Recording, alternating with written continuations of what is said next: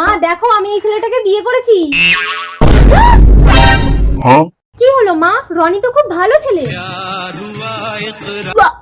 কি হলো ডার্লিং? আমার পেটে তোমার বাচ্চা রনি।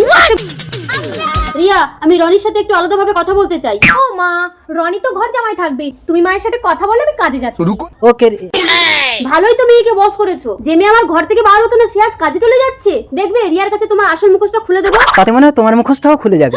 তারপর তোমার মেয়েও তোমাকে শ্রদ্ধা করবে না। আর তোমাকে যদি আমি বিয়ে করি সমাজে তুমি মুখ দেখাতে পারবে না। তোমাকে পাওয়ার জন্য আমি তোমার মেয়েকে বিয়ে করেছি। তোমাকে ছাড়া আমি বাঁচবো না ডার্লিং। বাহ বাহ বাহ, আমি তো আড়াল থেকে সব শুনে নিয়েছি। মা আমাকে তুই ক্ষমা করে দে রিয়া। আরে আরে কি করছো মা? মা সেদিন আমি তোমার প্রেগন্যান্সি কিটটা দেখে ফেলেছিলাম। দেখলাম তুমি প্রেগনেন্ট। তারপর অনেক চেষ্টা করে আসল কৌতূহলটা জানতে পারলাম। নকল বিয়ের নাটক করে রনিকে ঘরে আনলাম।